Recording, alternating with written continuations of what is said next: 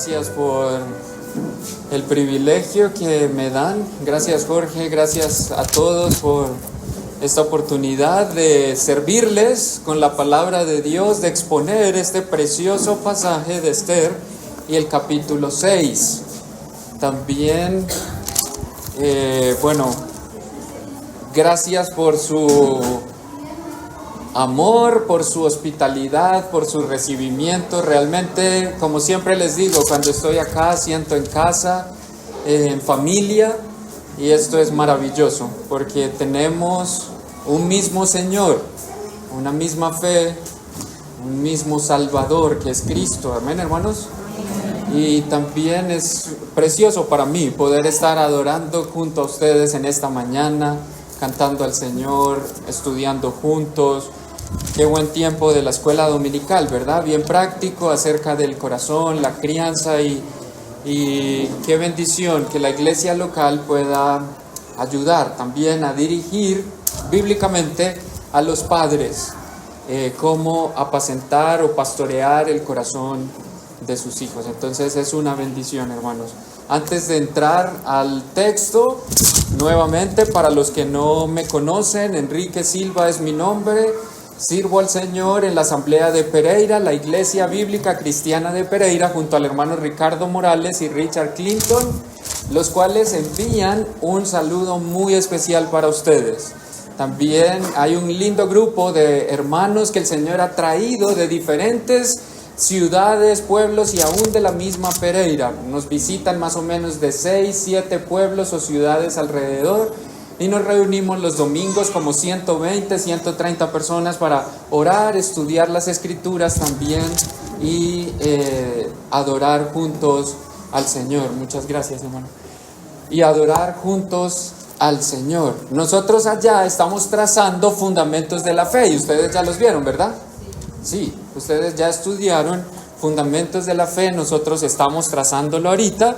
Y estamos estudiando acerca de la eclesiología o la membresía de la iglesia, qué es la iglesia local, etcétera. Estamos enseñando a los hermanos porque oramos para que pronto podamos establecer o reconocer oficialmente la membresía de la iglesia, celebrar los bautizos y dar pasos un poquito más bíblicamente de lo que una iglesia local es.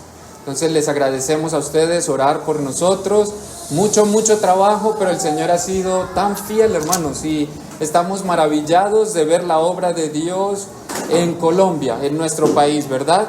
El Señor está salvando colombianos y permitiendo que más y más de nosotros seamos expuestos a su palabra y podamos crecer a la estatura de ese varón perfecto que es Cristo Jesús. Oramos por ser fieles a su palabra. No queremos pensamientos humanos, ¿verdad que no?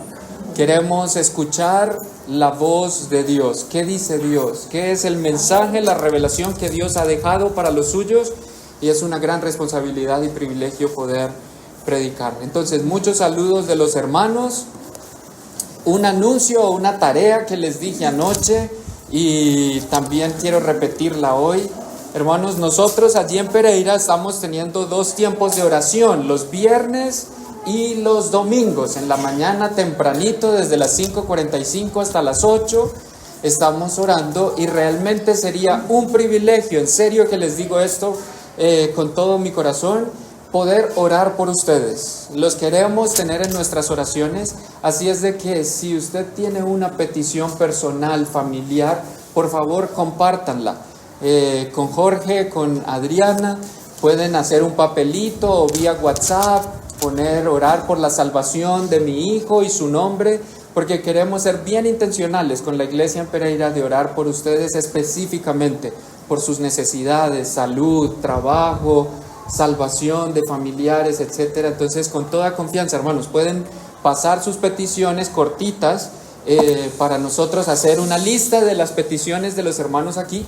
Y será un privilegio para nosotros, en serio, poder orar por ustedes en nuestros tiempos allí en Pereira. Y también ustedes, les agradezco orar por la obra del Señor allí. Muy bien, dicho esto, vamos a orar, vamos a encomendar en las manos del Señor este tiempo de estudio. quiero que pongamos nuevamente delante de Dios la situación en Venezuela. Hoy es un día muy, muy importante para la nación venezolana. Nuestros hermanos allí que quizá han sufrido por muchos años, muchos han tenido que salir, dejar sus familias, y hoy es un día crucial en donde sin duda Dios está obrando. No está el título ahí. Pero nosotros podemos confiar en la obra visible, aunque no vemos a Dios, sabemos que Él está dirigiendo el futuro también de esta nación y queremos confiar en lo que Dios permita allí. Y también les invito a orar por Israel. Esta mañana y desde ayer, ustedes saben, por meses ha estado una situación allí bien difícil, de guerra, de ataques constantes de sus enemigos, y hoy vamos a ver precisamente un pasaje en donde los enemigos de la nación y el pueblo de Dios están atacando constantemente. Ayer hubo un atentado fuerte en el norte del país y han habido bastantes niños, sobre todo, muertos, y esto sin duda va a generar una respuesta también de guerra. Entonces, en vez de que allí las cosas se están calmando, quizás están creciendo un poquito más tensas, pero sabemos por las Escrituras que esto debe pasar así, ¿verdad? Y también que el odio o el rechazo del mundo por Israel, antes de que el Señor regrese, ¿qué dice la Biblia que va a pasar? Va a aumentar también. Entonces, pues, gracias a Dios porque su palabra se está cumpliendo, amén, hermanos. Pero también la Biblia nos manda a orar por su pueblo, por el pueblo de Dios, y clamar por nuestros hermanos allí, que también están sufriendo. Y no solo hermanos israelíes, sino que en el Líbano también hay creyentes. Claro que sí, hay iglesias, hay hermanos que también sufren. Y qué privilegio es interceder por ellos, orar, y que el Señor haga su voluntad allí. Entonces oremos, hermanos, vamos a encomendar al Señor y empezamos con nuestro estudio. Padre, te damos muchas gracias en esta mañana, Señor, por que podamos acercarnos delante de ti libremente como iglesia, adorarte, cantar de tus hechos poderosos, de tu carácter precioso. Nos enseña tu palabra quién eres. También queremos escuchar tu voz, Señor, en esta mañana. Tu gloria, verla a través de este precioso pasaje de Esther, capítulo 6. Por favor, muéstranos tu gloria, la gloria de tu Hijo también, para que nosotros podamos ser transformados de gloria en gloria. Gracias por tu palabra, gracias por el corazón de mis hermanos, y rogamos que tu Espíritu Santo sea quien dirija y tome control, Señor, para que podamos ser edificados como tú lo anhelas. También intercedemos, Señor, en esta mañana por Venezuela, la situación de elecciones allí. Señor, dejamos en tus manos que lo que pase, Señor, confiamos que está dirigido por ti, está controlado por ti, eres el Dios de la historia. Pero como decía Jorge, clamamos, Señor, para que si es tu voluntad, como este gobierno que ha oprimido tanto al pueblo, pues hoy termine y pueda ser elegido, y tú pongas otro gobernante, otro rey sobre esta nación, para tu gloria, para que permita que el evangelio allí sea predicado, la iglesia sea fuerte, firme en proclamar tu evangelio. Oramos por nuestros hermanos allí, que tú les guardes. Sin duda hay riesgo que haya revolución o huelgas fuertes, Señor, guárdales, protege y que todo redunde para tu gloria y tu voluntad cumplida. Y también, Señor, clamamos por la situación en Israel, estos ataques que han ocurrido, esta guerra que se está perpetuando allí, muchas personas sufriendo, la iglesia también, hermanos. Oramos por ellos, tú les guardes, bendigas y les des esa fuerza que necesitan para predicar a Cristo, predicar el evangelio. Este es un momento precioso para proclamar el evangelio de Jesucristo, y oramos que nuestros hermanos allí sean diligentes y tú les des muchas oportunidades, puertas abiertas para predicar de tu palabra, de Cristo, del evangelio y de la esperanza que tiene la nación en el Mesías. Oramos para que tú te goces salvando, y oramos también que tú guardes a tu pueblo, protejas, y tú, como has prometido, Señor, protegerlos, guardarlos. Y también oramos por el corazón de esta nación que está endurecido, Señor, que tú pronto puedas salvarle y mostrarle quién eres tú para también tu gloria. Rogamos por la paz de esta nación y bendice, Señor, este tiempo juntos en esta mañana. Amén. Muy bien, hermanos, abran Esther capítulo 6. Esther y el capítulo 6. ¿Cuántos de ustedes han leído o estudiado el libro de Esther? Casi no, ¿verdad? El libro de Esther. Esta mañana he titulado el sermón Las obras visibles del Dios invisible. Y este libro, de una vez voy a entrar por ahí, tiene algo particular. En las Escrituras, en la revelación de Dios, en los 66 libros, hay 2 libros que nunca mencionan a Dios. Nunca mencionan la palabra Dios, ni su nombre, nada específico de Él. ¿Cuáles son esos 2 libros? Esther es uno, por eso el título, vamos a ver a Dios obrando, pero quizá de una manera invisible, porque si se fijaron en lo que leímos y si ustedes leen el libro completo, nunca se menciona a Dios. Y el otro libro que no menciona a Dios es el libro de Cantar, de los Cantares. Estos poemas tampoco mencionan al Señor. Entonces, pero el hecho de que no veamos a Dios o no leamos específicamente acerca de Dios no significa que Él no está en control de cada situación y Él es el que está dirigiendo la historia, controlando la historia. Cantamos, Él es soberano, Él es rey, Él es el que reina. Hermanos, y Dios obra, aunque nosotros no le veamos. ¿Y saben cuál es la mayor obra de Dios en la vida de su pueblo? No solo Israel, sino también nosotros. Ojo a esto, la transformación de nuestro corazón. Esa es la mayor obra que Dios está haciendo en este momento. En términos teológicos, la santificación. El Nuevo Testamento dice que Él ha iniciado una buena obra en nosotros y la está ¿qué? Perfeccionando hasta el día de Jesucristo, hasta el día del Señor. ¿Tiene mucho que ver con la escuela dominical? Sí, tiene mucho que ver con lo que hemos estudiado este fin de semana. Sí, recuerden, estamos viendo principios prácticos para la iglesia desde el Antiguo Testamento. Y vamos a aprender de este pasaje bastantes cosas prácticas. Cómo Dios es experto, escuchen aquí, en humillar el corazón soberbio y en consolar y exaltar el corazón humilde. Y esta es la obra que vamos a estar estudiando y viendo y gozándonos en Esther capítulo 6. Vamos a ver la mano de Dios obrando en el corazón no solo del rey, de Mardoqueo, de Amán, de Esther, porque Él está haciendo una obra que espero que sea visible. Lo que pasa es que a veces nosotros nos enfocamos ¿en qué? En las cosas externas. Cuando ocurren circunstancias en nuestra vida, ¿en qué nos enfocamos usualmente?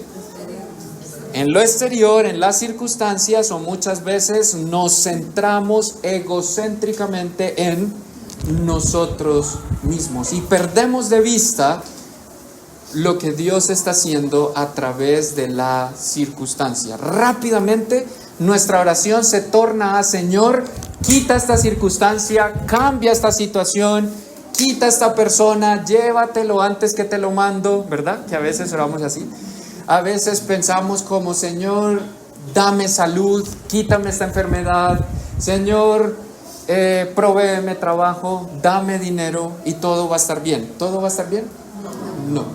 ¿Cuántos de nosotros oramos: Señor, ayúdanos a responder bien ante esta situación que en tu providencia, en tu voluntad has permitido que nosotros vivamos? Y por eso, y enfocarnos mal, muchas veces, y piensen en esto, ustedes y yo hemos experimentado en situaciones difíciles como que estamos solos, ¿no les pasa? Como que Dios está lejos, como que Dios se olvidó de mí. ¿Qué pasó? ¿Dónde está Dios? Yo oro y oro y oro y no pasa nada, como que Dios no me está escuchando. Y no es que no me esté escuchando ni que Dios esté lejos. Lo que pasa es que estoy enfocado en lo que no debo y eso me hace perder de vista lo que Dios está haciendo o está señalando con esa circunstancia mi corazón. Ante la adversidad va a haber una respuesta de parte de nosotros. Muchas veces queja, muchas veces ira, muchas veces resentimiento, amargura, desánimo, no vuelvo a la iglesia, yo no quiero leer. Esa respuesta es lo que debemos evaluar. ¿Honra a Dios? ¿Estoy respondiendo conforme a la voluntad de Dios? ¿Estoy mostrando a Cristo? Esta mañana el Señor nos habló en la escuela dominical. El mensaje de la Biblia, de lo que hay en el corazón, ¿qué es lo que pasa? Va a salir, ¿verdad? Va a decir, vamos a actuar. Y cuando nosotros actuamos o decimos rápidamente, podemos ver qué hay en nuestro corazón. Y eso es exactamente lo que el Señor quiere cambiar. ¿La circunstancia Él es poderoso para cambiarla? Sí, si Él quiere, la cambia. Pero antes Él está más interesado en transformar nuestro corazón. No es que Dios no esté haciendo nada, pero por lo general nosotros medimos las obras de Dios y lo queremos ver de una manera bien visible, ¿verdad? Como en el Antiguo Testamento, quizá derrumbando muros de ciudades, abriendo mares, abriendo ríos, sanando enfermedades, que el dinero y el maná nos caiga del cielo. Queremos ver a Dios obrar así. Y si lo vemos así, entonces Dios sí está obrando. Mire, me sanó, hermano, me proveyó. Pero a veces, cuando no está pasando nada, que en nuestra vista corta pensamos que no está, entonces decimos Dios está lejos, no está. No, hermanos, ahí es donde Él más está obrando y quizá está tratando de señalar algo que hay en tu corazón y que Él quiere cambiar. Cantamos un precioso himno, no sé si ustedes lo conocen, Soberano Dios. Y hay una frase que me encanta y dice, tú obras en silencio para santificarme. Tú permites mis dolores para fortalecer o que mi fe crezca. El libro de Esther le enseñó exactamente esto a Israel, a confiar en el Dios invisible. Cuando Esdras escribió este libro y lo envió a sus lectores, que eran los israelitas, el pueblo judío, después de salir del cautiverio, ellos leyeron esta narración y ¿qué creen que aprendieron? Ah, mira, Esdras no nos habló aquí nada de Dios, Dios está lejos. No. Si ustedes leen este libro, y no más con estudiar el capítulo 6 lo van a ver, es maravilloso ver a Dios. ¿Ustedes entienden la expresión tras bambalinas? O como obrando y operando tras bambalinas. Y es intencional la manera como Esdras escribió esta narración de Esther, porque lo que quiere el autor que está escribiendo, obviamente el autor final es el Espíritu Santo, pero quiere llevarnos a ver a Dios obrando de una manera visible, aunque no le veamos. Y esto es lo que aprendió Israel. Les mostró a ellos las obras visibles del Dios invisible.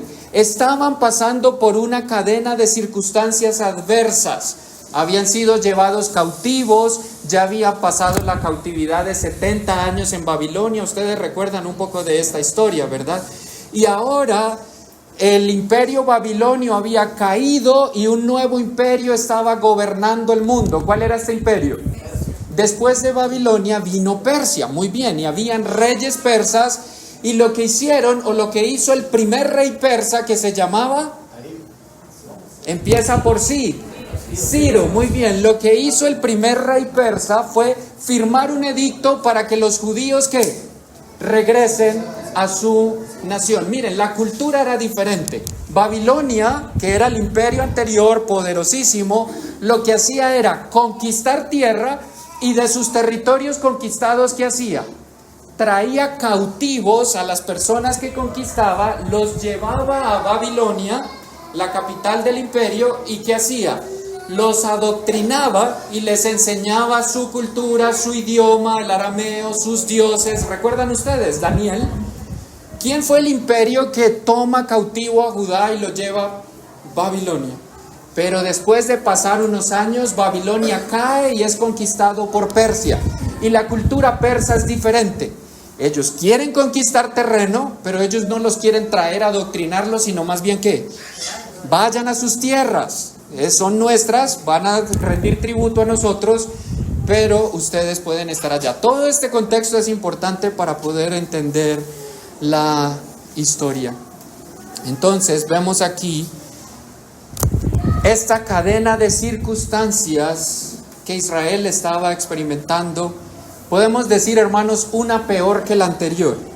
Y a veces podemos experimentar nosotros esto en nuestra vida, como que decimos, hoy no es mi día, ¿verdad? Como que me levanté con el pie izquierdo, porque vengo de una a otra peor, y nos rápidamente enfocamos en las circunstancias. Pero Dios no quiere esto. Dios quiere enseñarnos que aún en esos momentos de dificultad, Él está obrando de una manera activa, poderosa, para nuestro favor como sus hijos. Entonces, Esther, esta narración ocurre entre el primero y el segundo regreso de los judíos a su tierra. Ya han pasado los 70 años de cautiverio. El primer regreso de judíos bajo el mandato de Ciro, ya regresaron bajo el liderazgo de Zorobabel y Esdras. ¿Recuerdan ustedes un poquito de esta historia? Después pasan unos años y aquí se desarrolla esta historia de Esther. Ya Ciro no es el rey. Después de Ciro estuvo Darío por un poco de tiempo, y después de Darío subió al reino un rey que se llamaba Jerjes I, o también conocido como Asuero. Este es el rey que está gobernando bajo esta narración o bajo este momento de la historia. Después de que ocurre esto, se da el segundo regreso de los judíos de Persia y Babilonia hacia Israel bajo el liderazgo de Nehemías. Pero esto todavía no ha ocurrido, ¿verdad? Estamos aquí en la historia. Un momento, hermanos. Entonces, es el último libro histórico del Antiguo Testamento, el libro de Esther. Ya estamos ubicados un poquito en la historia, ¿verdad? Estamos 50 años después del primer regreso de los judíos a su tierra, bajo Zorobabel y Esdras. Pero fíjense que todos los judíos no regresaron de sopetón, lo hicieron en etapas, ¿verdad? Por lo menos hubo 3 deportaciones que nos narra la Biblia.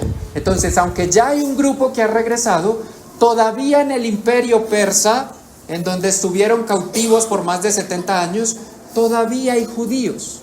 Y ahora lo que hace la Biblia con el libro de Esther es nos lleva y nos enfoca en la capital del reino persa, donde el rey y sus comandantes tenían todos sus cuarteles militares, el palacio real. ¿Cómo se llamaba la capital del imperio persa? Empieza por Su y termina en Sa. Muy bien, Susa. En la capital del imperio es donde se desarrolla esta historia. Entonces ya nos vamos para Susa, la capital. ¿Hay judíos ahí todavía cautivos? Sí. ¿Ya ha habido una orden para que regresen? Sí. ¿Han regresado? ¿Por qué? A saber, no sabemos, pues estaban de pronto amañados ahí. Pero vamos a ver cómo Dios obra y permite toda esta circunstancia en la historia para cumplir sus propósitos. Entonces, estamos en Susa. El autor de Esther, este libro maravilloso, creemos, es Esdras.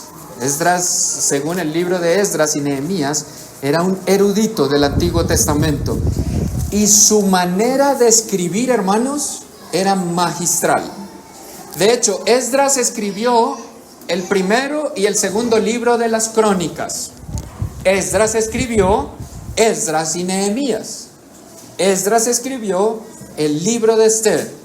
Y es muy probable, yo personalmente, no podemos ser dogmáticos con esto, pero creo que es muy probable que Esdras fue el autor del Salmo 119, la oración más larga de toda la Biblia, 175 versículos.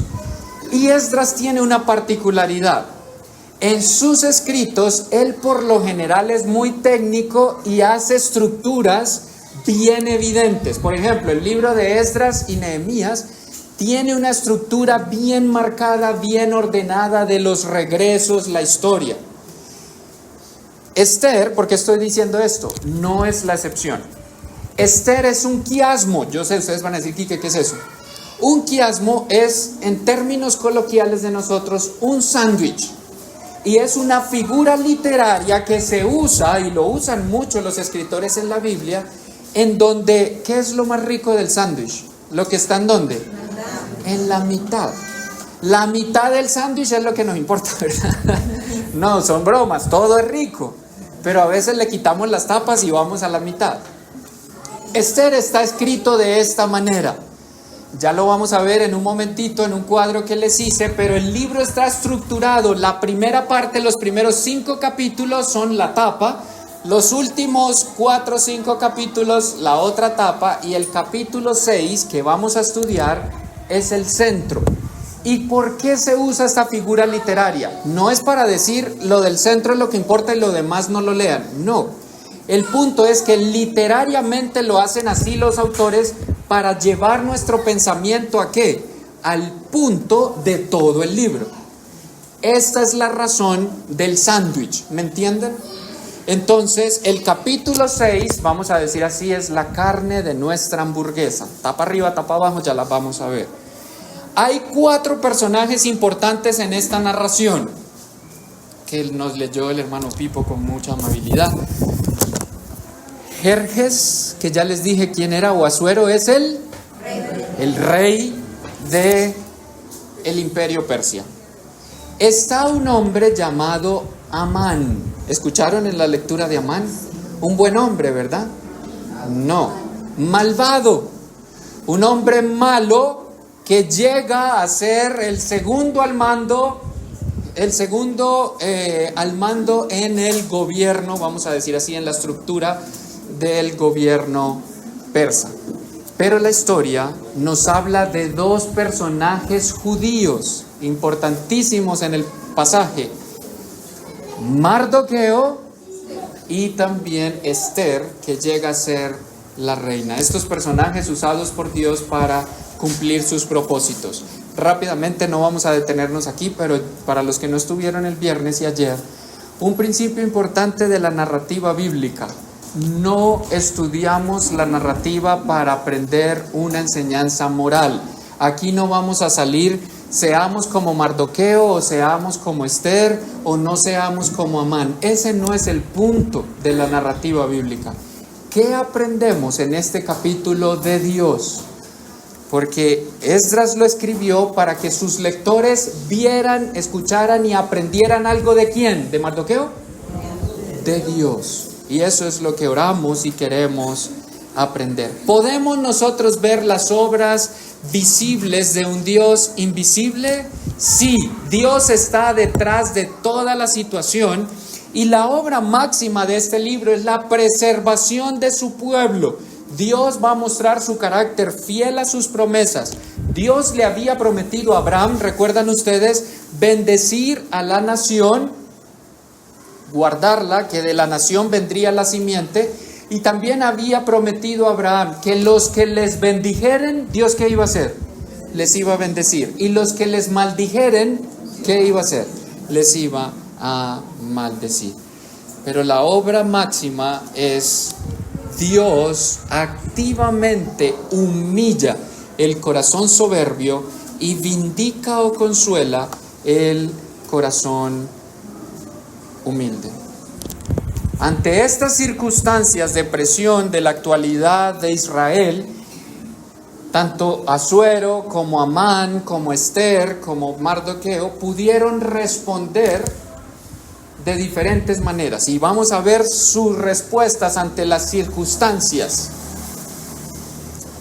Pero uno puede responder solamente de dos maneras. Y estoy hablando a la iglesia, a los hijos de Dios, a los que verdaderamente han nacido de nuevo. El Señor ha regenerado y cambiado su corazón. Hermanos, ante una circunstancia de la vida, tú y yo podemos responder de dos maneras. O con soberbia, o con, como aprendimos anoche, un corazón humilde, un corazón enseñable. No hay más opciones y lo vamos a ver. Queremos evaluar cómo están siendo nuestras respuestas como hijos de Dios. Ahora, si tú no eres un creyente, solo hay una manera en la que puedes responder: con soberbia. No hay manera de que tú respondas de una manera que traiga gloria a Dios. Ya lo vamos a ampliar y a aclarar un poquito más. Tengo que decir dos cosas rápidas más del contexto y estamos entendiendo, ¿verdad? Un poquito, conociendo un poquito el libro de Esther. Pero quiero mostrarles el quiasmo antes de que entremos al texto y miremos los 3 puntos que vamos a aprender hoy. Vamos a aprender tres verdades acerca de esta declaración que vimos de que se trata el libro. Dios humilla el corazón ¿qué? Soberbio, y también vindica o consuela el corazón humilde. Y las 3 verdades que vamos a ver es: Dios prepara el escenario o cada detalle para cumplir o mostrar su gloria. Y ya les digo los siguientes 2 porque ya están todos leyendo allá el caso. Muy bien.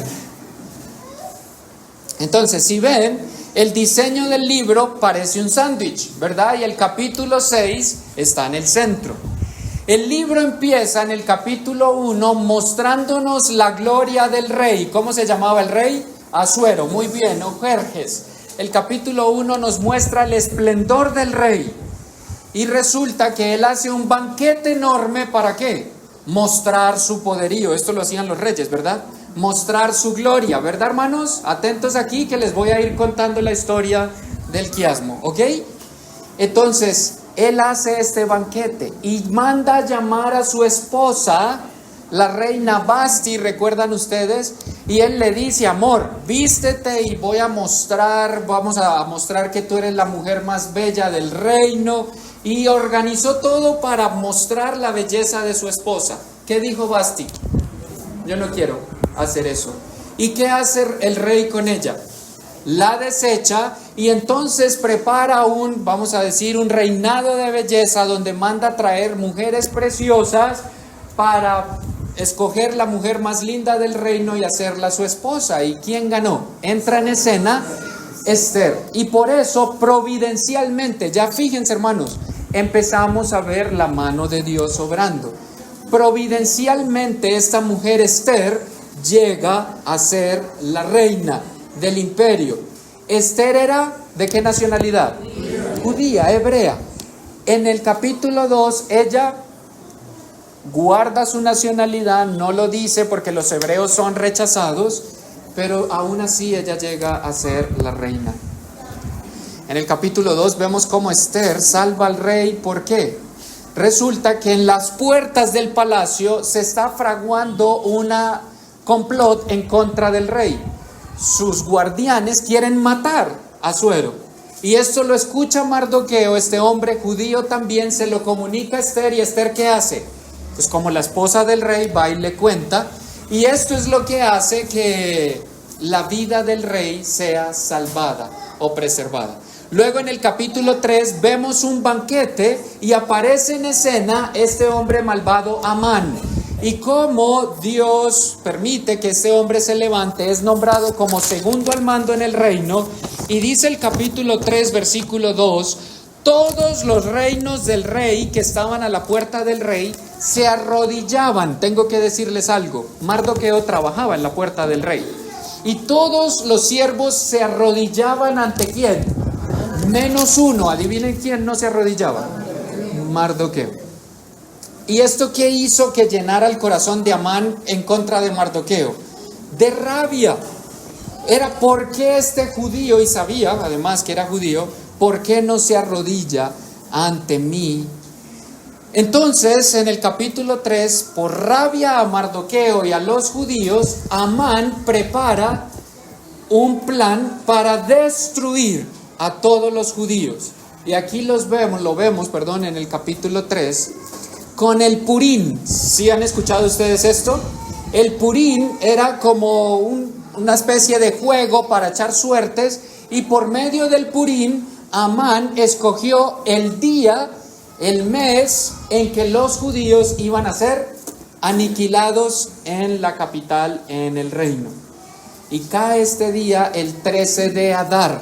Todo esto lo narra el capítulo 3, la exaltación y el banquete de Amán, todo su plan en contra de Mardoqueo y los judíos, y cómo él, por medio del Purín, escoge la fecha en que ellos van a ser aniquilados.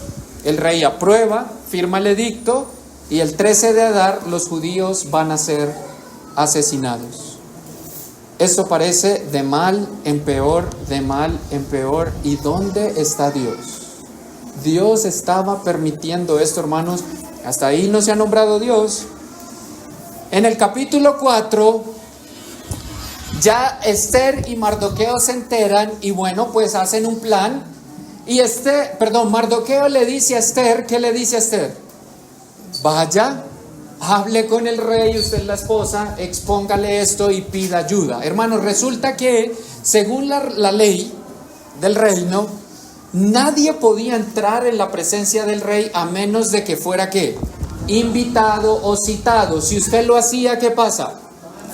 Era digno de muerte, pena de muerte. Esto lo vemos nosotros en el capítulo 4. Y miren rapidito conmigo, esto es importante, hermanos.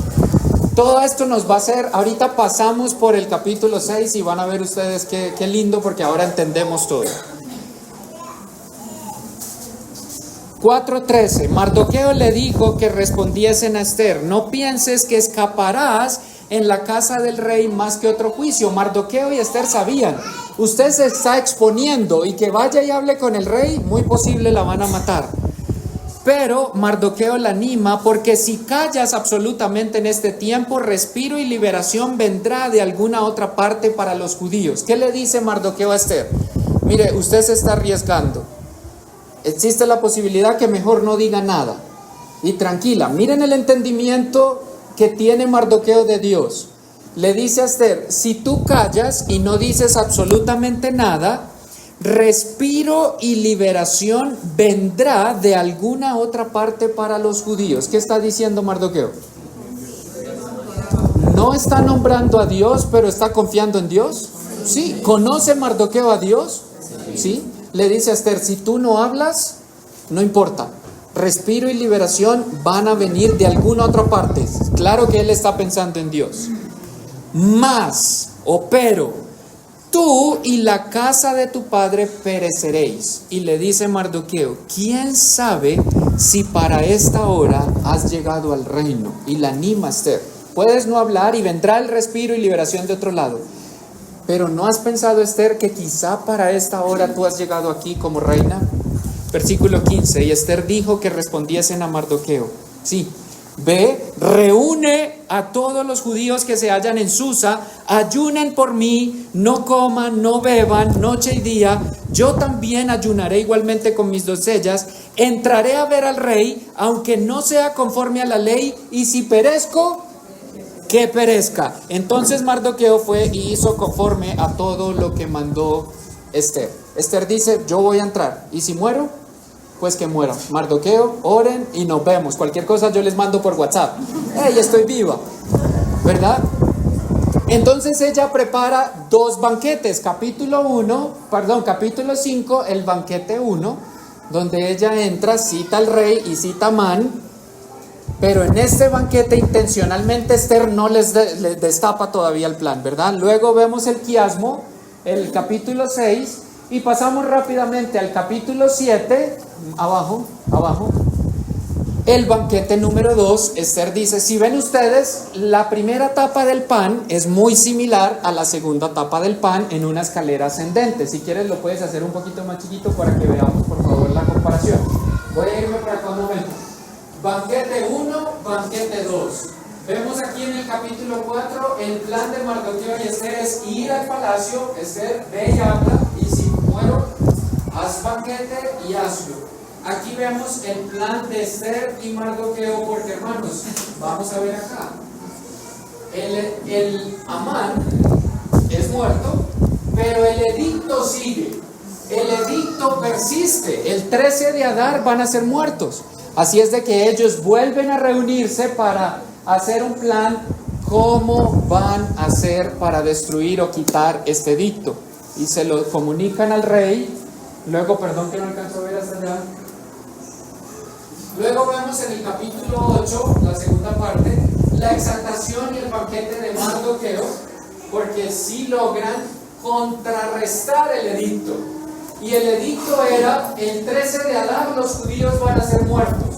En este plan el resultado es, logras que el rey cambie el edicto y no es, ya no van a ser muertos, no, van a ser atacados, pero el contradicto que dicta Suero, que es, los judíos pueden defenderse, ataquen y maten al que tengan que matar.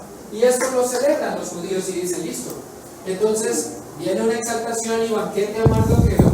Luego Esther y Mardoqueo salvan a los judíos. Llega el 13 de Adar, hermanos, y este día hay una matazón. Los judíos acaban con sus enemigos totalmente. Y luego viene la celebración de ellos, que es lo que hoy se conoce y todavía lo celebran como la fiesta de Purim, en honor a lo que hizo Amán para buscar la fecha de su destrucción.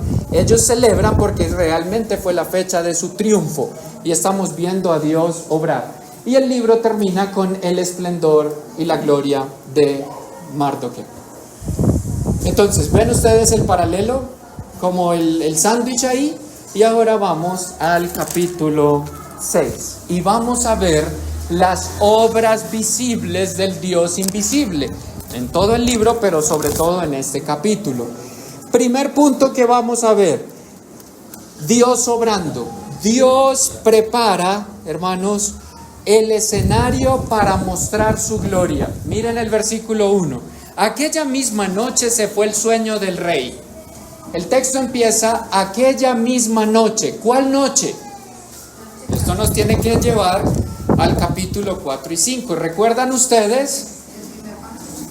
El primer banquete, Esther entra, tiene el primer banquete con el rey y Amán. El rey le dice, ¿qué quieres, Esther? Esther no le dice todavía nada, solamente le dice, ¿sabe qué?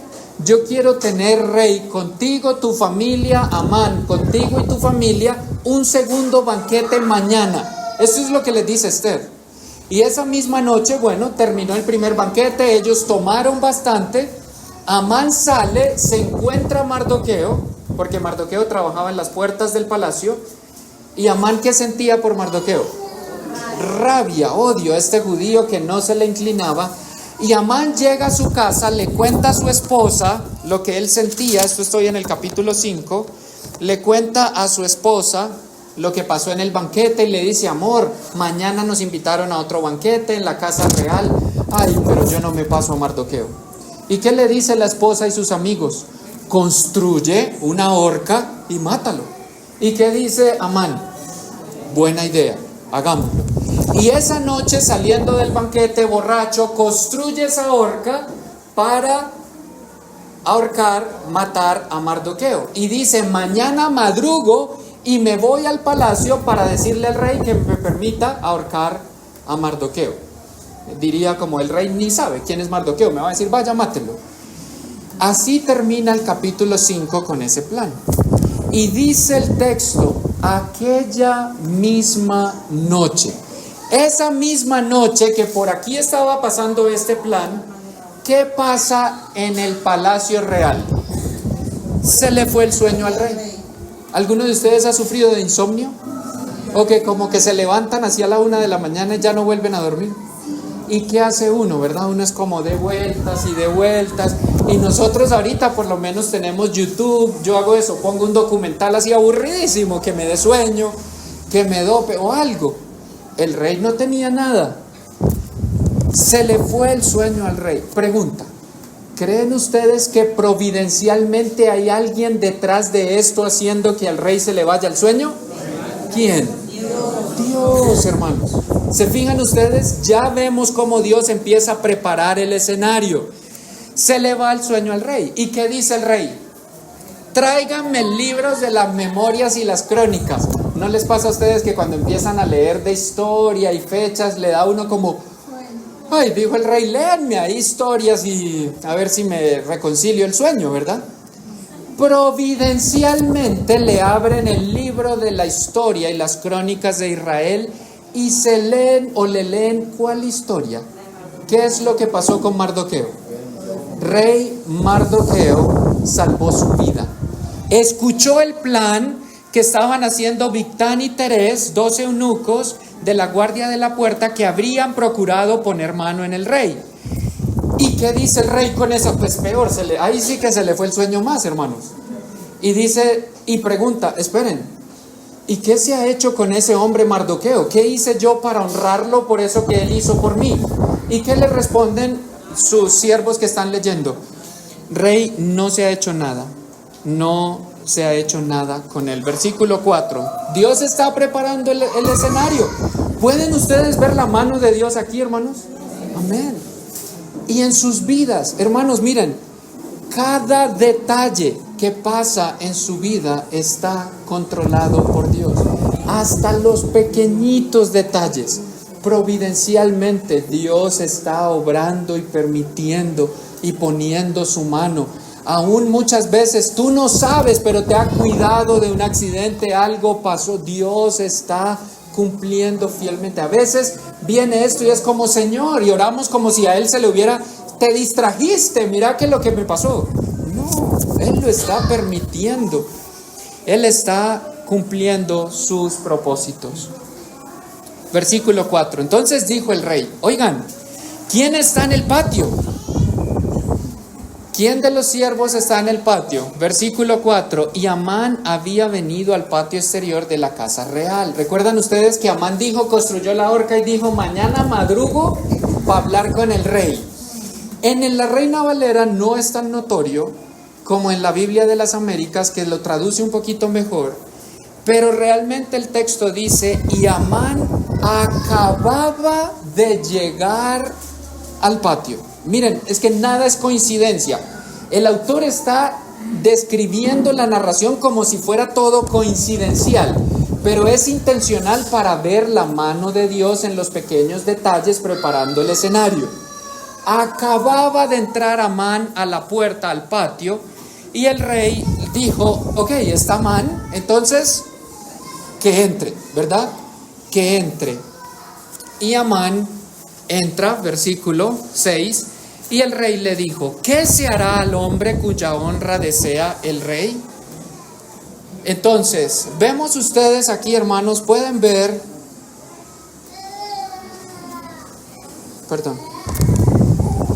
¿pueden ver ustedes la mano de Dios preparando el escenario aquí? Y entonces entra Amán y el rey le dice: venga, Amán, ¿qué es lo que se le debe hacer al hombre que ha honrado al rey? Y esto era una ley real. Los reyes hacían esto: si tú hacías algo para mí, el rey, yo lo honraba en público para que todo el imperio viera que honrar al rey tenía ¿qué? Retribución, y que los demás pues se animaran a honrarme también. Entonces el rey le dice a Amán: oiga, ¿qué se debe hacer a un hombre que hizo esto? ¿Qué dijo Amán de una vez en su corazón? Y podemos empezar a detectar el corazón humilde de Amán, ¿verdad? Soberbio, hermanos. Y dice Amán: ¿a quién va a querer honrar más el rey si no a mí? Entonces vamos a pedir no poquito: que traigan la vestimenta con un manto real, una vestimenta que haya usado el rey. Que traigan un caballo en el que el rey se haya montado. La tierra persa, hermanos, era tierra de caballos. Y los que montaban a caballo y guerreaban eran hombres de la realeza, nobles, hombres importantes. ¿Y qué dice Amán? Bueno, seguramente esto es para mí. No, pues el mejor caballo, el mejor... Porque él dijo, aquí la hice, ¿verdad?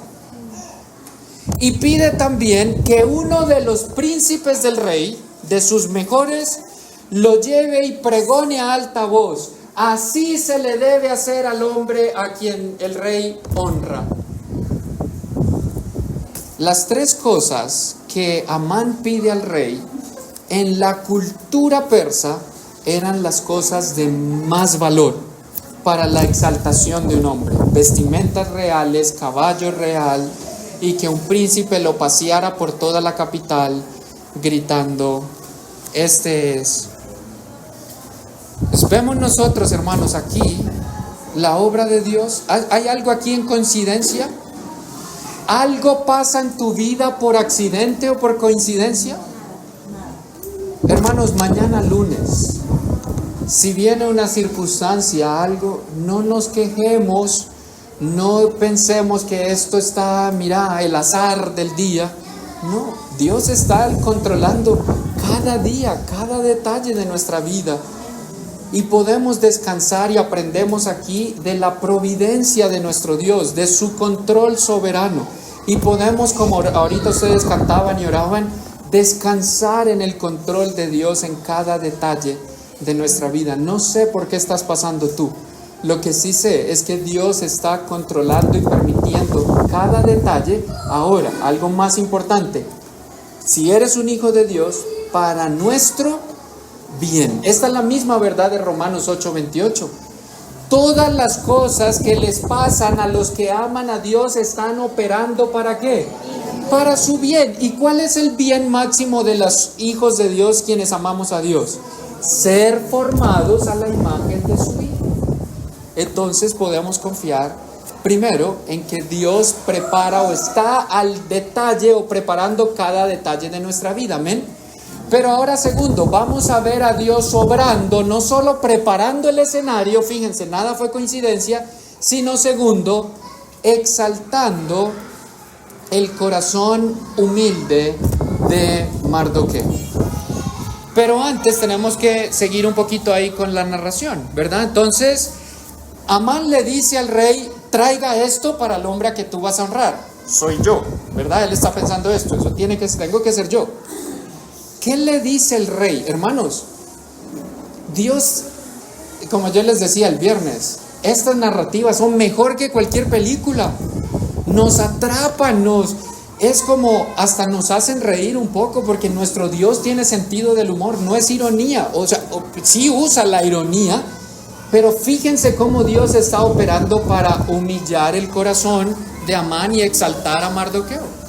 Y entonces él dice, traigan todo esto. Miren el versículo 10. Entonces el rey dijo a Amán, date prisa, toma todo lo que pediste. Y además, ¿qué dice el final del versículo 10? No omitas nada de todo lo que has dicho. Amán, toma el vestido, toma el caballo, toma todo. Bueno, pero en la mitad del versículo 10. Y hazlo así, ¿con quién? ¿Contigo? Con el judío Mardoqueo. ¿Qué creen que sintió Amán? ¿Podía él quejarse delante del rey o protestar? Lo hubieran ejecutado. ¿Qué hace él? Sí, señor, tocó. Claro, ya lo traemos, ¿verdad? Con mucho gusto, con todo lo que dije. ¿Cómo estaba el corazón de Mardoqueo? Ahí no lo sabemos, pero más adelantito en el versículo 12, ¿cómo vuelve Amán a su casa? Apesadumbrado y cubierta la cabeza. Esto habla de vergüenza, humillación, ¿verdad? Lo que él planeó no le estaba saliendo. Y hasta este momento, si ustedes recuerdan en el capítulo 3, todo para Amán venía así y para Mardoqueo y los judíos así. Y en el capítulo 6, ¡prun!, la historia se vierte y empieza Dios a obrar. Y vemos nosotros aquí la mano poderosa de Dios. ¿Y qué hace Amán? Bueno, pues tiene que obedecer. Trae el vestido, trae el caballo, monta a Mardoqueo y empieza a pregonar por toda la capital, Susa. Así se debe hacer al hombre a quien el rey quiere honrar. Y lo tenía que hacer duro, hermanos, porque si no, lo mataban. Él no podía, así se tiene que hacer al hombre no, así se tiene que hacer. No, hermanos. Él lo tenía que hacer. Así se hará al varón cuya honra desea el rey. Esto es lo que gritó Amán. Entonces, primer punto. Cada detalle, vemos la mano de Dios obrando aquí, hermanos. Sin duda. Los lectores pudieron ver qué gran Dios, qué increíble es Dios, cómo obra. Y a veces pasa eso en nuestras vidas. Tenemos un plan, luego algo cambia radicalmente y uno después dice, qué increíble es Dios. Él es más sabio que tú y más sabio que yo. Y como Él lo hace, es lo mejor. Su voluntad es perfecta, es agradable, es buena. Entonces, segundo, Dios exalta el corazón de Mardoqueo, ¿verdad? Y vemos aquí, como en el versículo 11, pues Mardoqueo es exaltado, subido a este caballo, pregonado como un hombre honrado por el rey. Ustedes se imaginan a Mardoqueo, hermanos, metámonos en la escena. Mardoqueo está en la puerta del palacio esperando el WhatsApp de Esther, ¿verdad? ¿Será que la mataron? ¿Será que vive? ¿Será que la mataron? ¿Será que vive? ¿Será que la mataron? ¿Será que vive? Y le llegan guardas del palacio real y le dicen, venga para acá, Mardoqueo. Y él, ¿será que la mataron? ¿Será que vive? ¿Será que la mataron? ¿Qué va a pasar? ¿A qué me llevan? Y luego llega Mardoqueo y le dicen, vístase con esta ropa, súbase al caballo real. Él está, como la expresión que usamos, gringo, ¿verdad? Como, ¿qué es? Pues creo que no la mataron, porque me están aquí como exaltando. Y luego sale Amán proclamando esto acerca de Mardoqueo. Y vemos el corazón, primero atónito de Mardoqueo, no sabe qué está pasando. Pero ahora el rey le está exaltando o le está honrando. Esto lo sabe Mardoqueo. Vemos un corazón de Mardoqueo como, hermanos. La narración no nos dice Mardoqueo era humilde, pero podemos ver el corazón humilde de este hombre. Porque él está ahí en el caballo.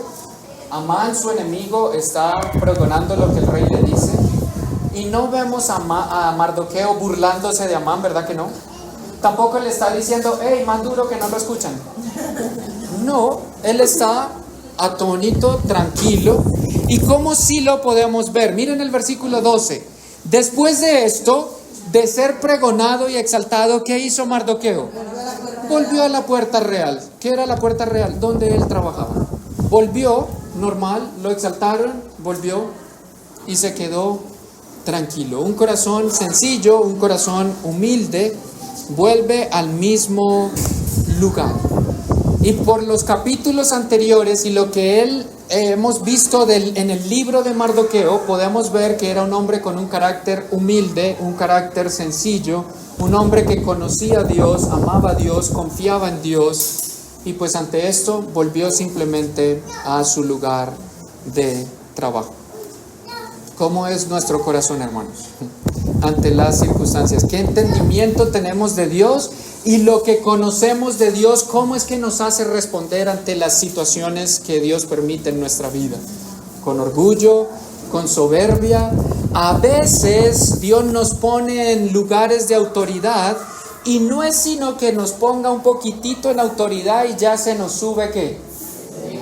Yo ya me creo el más y permiso, límpienme, ábranme el camino que llegué. No, este no era Mardoqueo. Vemos en él un corazón humilde, aunque fue exaltado y honrado por el rey, no se creyó más que nadie, no abusó tampoco de esto. Y esto nos da una lección también a nosotros de humildad. Y finalmente, hermanos, último punto, vemos la mano de Dios preparando el escenario, exaltando a Mardoqueo, volteando la historia para que los judíos empiecen en ascenso y Dios va a usar esto en Mardoqueo. Y ahora vemos a Dios humillando el corazón de Amán. Entonces Amán vuelve a casa, vuelve apesadumbrado, cubierto la cabeza en señal de vergüenza, y le dice esto a su mujer y a sus amigos que le han dicho cuelgue a Mardoqueo, ¿recuerdan? Y él fue a decirle al rey que si me daba permiso de colgarlo, y fíjense todo lo que pasó. ¿Qué es lo que le responde la mujer, la esposa de Mardoqueo, mitad del versículo 13. Zeres, su mujer, le dice: si de la descendencia de los judíos es ese Mardoqueo, delante de quien has comenzado a caer, no lo vencerás, sino que caerás, por cierto, delante de él.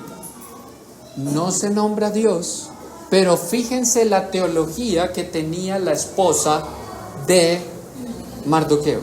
¿Ella sabía quién era el Dios de los judíos? Perdón, la esposa de Amán.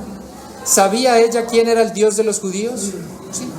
Y por eso le dice a Amán: ay, como dicen en Honduras, papito lindo, si empezaste a caer, si ese hombre con el que te metiste es de la descendencia judía, no lo vas a vencer. ¿Por qué dijo eso Zeres, la esposa de Amán? Ella conocía al Dios de Israel, sabía quién era Jehová, porque ellos lo conocían. Aún estaban hablando ellos, y en el capítulo 7, rápidamente se los voy a narrar, se llega el día del segundo banquete. Ellos llegan nuevamente, Amán llega obviamente aburridísimo, está con el rey y está la reina Esther. Y el rey vuelve y le pregunta a Esther: ¿qué es lo que necesitas? ¿Qué es lo que vas a pedir? Y ahí la reina Esther, sabiamente, en el momento de Dios, la usa ella como Dios quiere, cuando Dios quiere. No ha pasado antes, es ese preciso momento. La reina le expone el problema al rey. Hay un plan contra mí, contra mi pueblo, y le narra lo que Amán ha planeado. Y el rey, ¿qué responde? Yo creo que, primero, antes de la respuesta del rey, ¿se imaginan ustedes a Amán cuando está escuchando a la reina, la esposa de Asuero, la reina? Hasta ahí nadie sabe que ella es judía. Y fíjense el riesgo que ella está tomando. Le abre las cartas al rey y le dice: estamos en peligro, yo y mi pueblo judío. ¿Se imaginan los ojitos de Amán? Ella es judía. Él se estaba enterando, y el rey, que la reina del imperio más poderoso sobre el planeta era judío. Y el rey también. Y el rey le dice: ¿quién es y dónde está esta persona que ha ensoberbecido su corazón para hacer esto? Y Esther le dice, literalmente en el hebreo, es este miserable de Amán. Es una palabra fuerte en el original. Y el rey dice, ¿qué dice de inmediato? Él tiene que morir, ¿verdad? Pero Amán sale corriendo, el rey sale porque se enciende la furia, la ira del rey. Después él entra y dice como él tiene que morir. Y es interesante porque hay dos compañeros, creo que él nombra dos,